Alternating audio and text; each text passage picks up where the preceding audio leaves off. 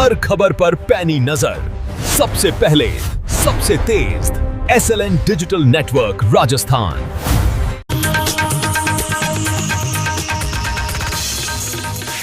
नमस्कार, मैं हूं जितेंद्र सिंह चौहान और आप देख रहे हैं SLN डिजिटल नेटवर्क राजस्थान। आज की बड़ी खबरों के साथ एक बार फिर से हाजिर हूं। डालते हैं एक नजर हेडलाइंस पर। बांसवाड़ा अस्पताल पहुंचकर स्वास्थ्य मंत्री गजेंद्र सिंह खींवसर ने मातृ मृत्यु मामले पर दिया बड़ा बयान। कोटा के बहुचर्चित मामले में पीड़ित प्रसूताओं ने राष्ट्रपति से इच्छा मृत्यु की अनुमति मांगी।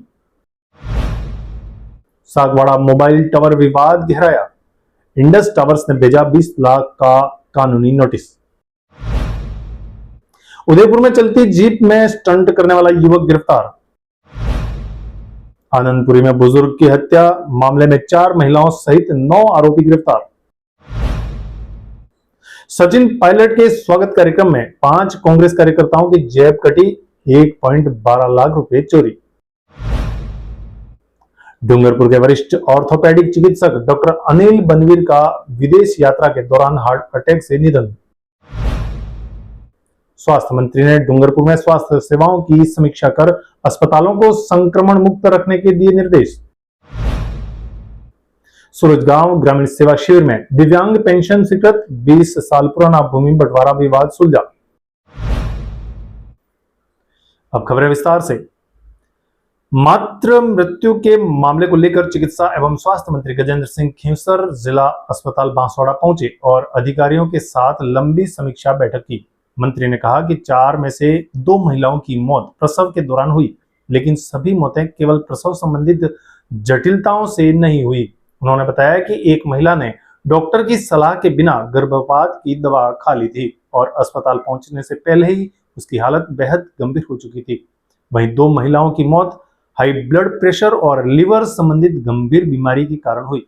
मंत्री ने कहा कि सभी रिकॉर्ड जयपुर ले जाकर जांचे जाएंगे ताकि मौतों का वास्तविक कारण सामने आ सके।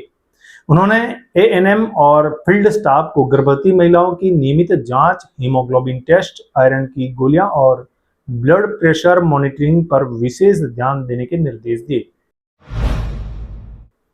कोटा मेडिकल कॉलेज से जुड़े बहुचर्चित मामले में नया मोड़ आया है। कथित चिकित्सकीय लापरवाही और नकली दवाओं के आरोपों के बाद किडनी फेल होने से पीड़ित 5 प्रसूताओं ने अब राष्ट्रपति से इच्छा मृत्यु की अनुमति मांगी है।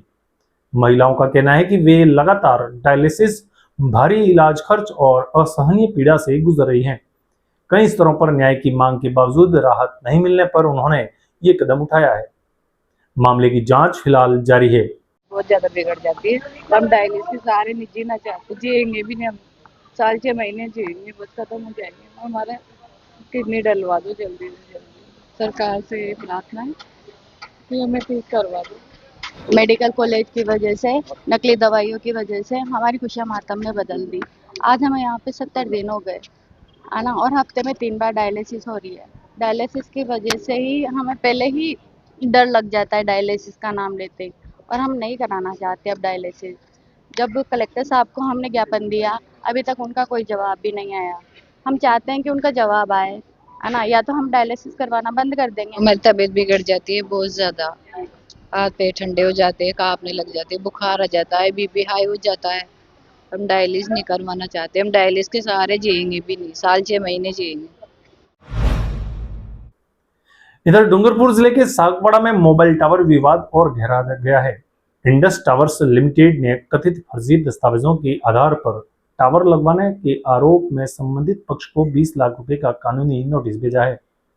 भूमि स्वामी का दावा है कि टावर उनकी जमीन पर लगाया गया है, जबकि पड़ोसी खसरे के दस्तावेजों के आधार पर कंपनी से अनुबंध किया गया।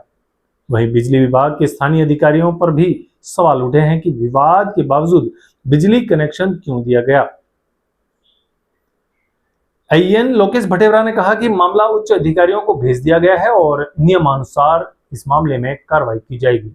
इनका पूर्व में एक कनेक्शन है टावर का, जिसपे पहले से पूर्व यानी कि लंबे टाइम से वो कनेक्शन चल रहा है। बीच में इनके कोई कोर्ट केस था, उनका विवाद था, तो ये प्रार्थी इन्होंने आवेदन किया है कि हमने कोर्ट केस जीत गए हैं और ये जमीन हमारी है। इन्होंने कनेक्शन काटने के लिए आवेदन किया है। हमने उस पार्टी को नोटिस दिया है और नोटिस में उसने भी जवाब दिया कि हमारा मामला हाईकोर्ट में चल रहा है, करके आवेदन किया है, बताया है। और टावर की द्वारा भी इसमें लिखा गया है कि हमको टावर हमारी अत्यावश्यक सेवा है, इसको काटने के लिए एक बार हमको आगे हमारी कार्रवाई चल रही है, उसके बाद कनेक्शन काटा जाए। तो हमारे द्वारा इनका जो प्रकरण है उसके लिए हमारी लीगल विंग है, उसको प्रकरण भेजा गया है। हमको जैसे भी उच्चाधिकारी से निर्देश मिलेंगे ऐसे कार्रवाई की जाएगी। वहीं उदयपुर में चलती जीप में स्टंट करना एक युवक को भारी पड़ गया। सोशल मीडिया पर वायरल वीडियो में युवक ड्राइविंग सीट पर छोड़कर बगल वाली सीट पर बैठकर ओपन जीप चलाता दिखाई दिया। वीडियो सामने आने के बाद पुलिस आरोपी की ऋतिक सुखलाल को गिरफ्तार कर वाहन जब्त कर लिया है। बाद में युवक ने सार्वजनिक रूप से माफी मांगते हुए दोबारा ऐसा नहीं करने का वादा भी किया है। वहीं बांसवाड़ा के आनंदपुरी थाना क्षेत्र में बुजुर्ग की हत्या के मामले का पुलिस ने खुलासा कर दिया है। जमीन विवाद में हुई इस हत्या के मामले में पुलिस ने 4 महिलाओं सहित कुल 9 आरोपियों को गिरफ्तार किया है। वारदात के बाद सभी आरोपी घरों पर ताला लगाकर मोबाइल फोन बंद कर फरार हो गए थे, जिन्हें पुलिस ने तलाश कर गिरफ्तार कर लिया। इधर पूर्व उप मुख्यमंत्री सचिन पायलट के स्वागत कार्यक्रम में जेब कतरों ने 5 कांग्रेस कार्यकर्ताओं को निशाना बनाया। आसपुर में हुए कार्यक्रम के दौरान करीब 1,12,000 रुपए चोरी हो गए। पीड़ितों में कई लोग बकरा बेचकर सीधे कार्यक्रम में पहुंचे थे। घटना के बाद आसपुर थाने में मामला दर्ज करवाया गया है और पुलिस जांच में जुटी हुई है। डूंगरपुर के वरिष्ठ ऑर्थोपेडिक चिकित्सक डॉक्टर अनिल बनवीर का विदेश यात्रा के दौरान हार्ट अटैक से निधन हो गया। वे अपनी पत्नी डॉक्टर निशा बनवीर के साथ विदेश यात्रा पर गए थे। अमेरिका से मेक्सिको जाते समय क्रूज में उनकी तबीयत बिगड़ी और कुछ ही देर में उनका निधन हो गया। डॉक्टर बनवीर जिला अस्पताल डूंगरपुर और सागवाड़ा अस्पताल में लंबे समय तक सेवाएं देने के बाद सेवानिवृत्त हुए थे और निजी अस्पताल में मरीजों का उपचार कर रहे थे। चिकित्सा मंत्री गजेंद्र सिंह खींवसर ने बांसवाड़ा जाते समय डूंगरपुर में भी स्वास्थ्य सेवाओं की समीक्षा की। उदय विलास पैलेस में आयोजित बैठक में उन्होंने अधिकारियों को अस्पतालों को संक्रमण मुक्त रखने, स्वच्छता बनाए रखने और मरीजों व प्रसूताओं को समय पर बेहतर इलाज उपलब्ध करवाने के निर्देश दिए। बैठक में मेडिकल कॉलेज और स्वास्थ्य विभाग के वरिष्ठ अधिकारी मौजूद रहे। डूंगरपुर जिले के गलियाकोट पंचायत समिति की सूरजगांव ग्राम पंचायत में आयोजित ग्रामीण सेवा शिविर में कई समस्याओं का मौके पर समाधान किया गया। दिव्यांग सुनीता रौत को प्रति माह 1300 रुपए की दिव्यांग पेंशन स्वीकृत कर स्वीकृति पत्र सौंपा गया। वहीं करीब 20 वर्षों से लंबित कृषि भूमि बंटवारा विवाद भी आपसी सहमति से निपटाया गया।